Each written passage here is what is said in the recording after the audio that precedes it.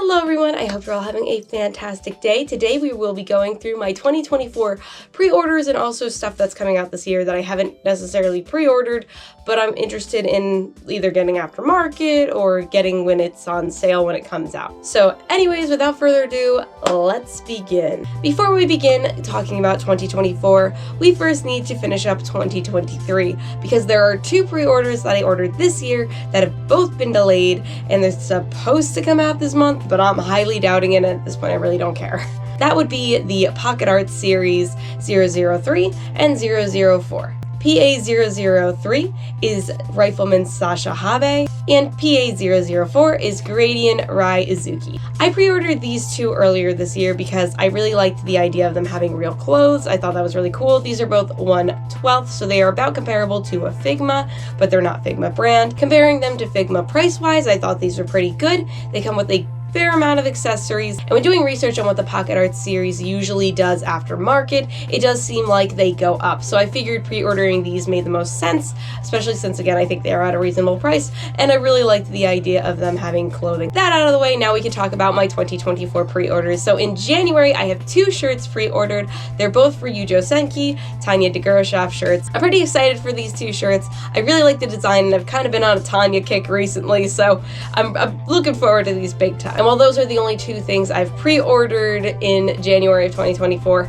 there are two figures that I'm actually interested in maybe picking up after they come out, depending on whether they go on sale or how they do aftermarket. The first one is Natsumi Takashi, the 1/6 original character design. I'm personally not interested in whether a figure is cast-offable or not. If you don't know what it means you can remove their clothes and there's bits underneath. I, however, do love her design. Literally every bit of her is like stuff I enjoy. I like that she's got a tongue piercing. I like that she's got the colorful hair. Her outfit's a little bit cybery looking, which I, of course, love. I adore that she's Gyaru. I like Gyaru's style actually quite a bit, so I think that's really neat. And she just looks like overall she's being a spaz and having a fun time. I really, really like this figure. The biggest drawback for me, and the reason I didn't pre-order it, is first of all the price, because this is not a cheap figure. We're talking a little over $200 for a 1/6 scale, and that's my other issue, is actually the scale. This is probably more of like a one-off anyways. She wouldn't really match any of my other figures. And the last reason I'm not getting her is, quite frankly, the see-through shirt. I would paint it black. I think black would have looked better anyways, made her look more like cyber gothy. I know I'm mixing Gyaru with cyber goth. That's fun. I looked at other figures by this company, Lovely, and it does look like they tend to go down aftermarket, so I'm just kind of gonna bank on that, and worst comes to worst, I don't get it. Oh well, boo-hoo, I can't have a piece of plastic. Like, not a big deal. Next is a Girls in Panzer figure. We have Chio Shimata in the Ori school uniform. I really like this figure. I really like her extra faceplate of her smiling, but there's actually a few reasons I don't have this one pre-ordered. The first is the Dream Tech line by way of Girls in Panzer figures, while it does go up in the aftermarket over time, tends to actually go down right upon release. We see that with Marie, and we've seen that with the others. Also, a lot of Anglerfish team is still way lower than they were when they came out, other than a few exceptions like Kay and Darjeeling, every now and then Mika. The majority of them do tend to stay below the price that they came out for. So I have a feeling that these are probably gonna tank, pun intended, aftermarket, and I figure I might as well wait until then. Another decision in that is that I'd rather buy the Dream Tech figures that I'm missing right now, that I'm getting aftermarket, seek those out, rather than get her. So I'd rather spend my money on that and then search for her aftermarket, where hopefully she'll be marked down. And that wraps us up for January, so on to February. Similar situation, we have Miss Shiho Nishizumi, again in the Girls Ori uniform, and she is 1/7. I actually want her less than Alice's mom though, and that's mainly because I think her second faceplate sucks. Yeah, I don't like the winky frown face. I don't understand. A wink and a frown just seems so strokey?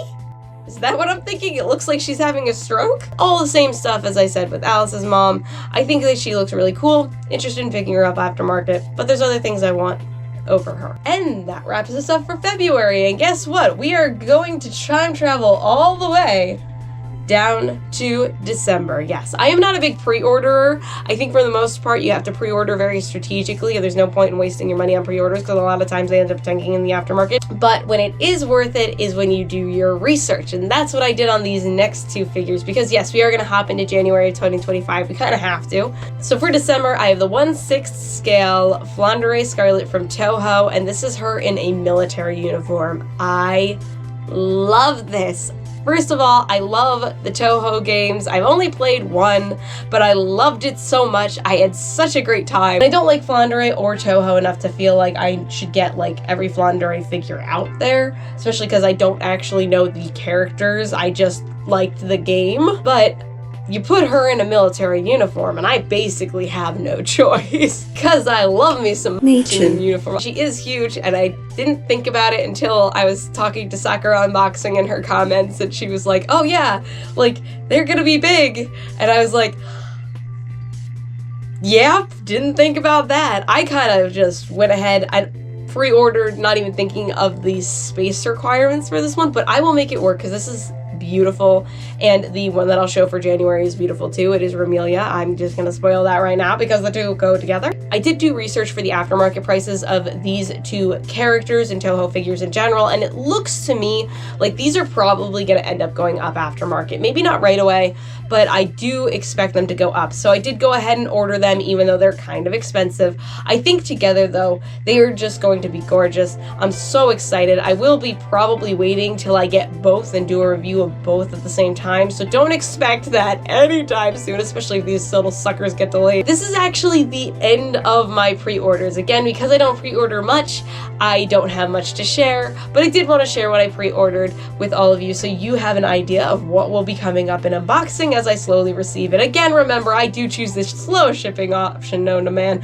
so it's still going to be quite a while away before I get any of these, but I still think it's something for us all to look forward to. Anyways, I hope you all enjoyed. If you've made it this far in the video, I assume you at least somewhat like me, and if that's the case, please go ahead and subscribe. I'm a figure collector who collects whatever she wants. However, at the current time, I am mostly collecting Girls and Panzer figures. With all that being said, I hope you all enjoyed and have a great day.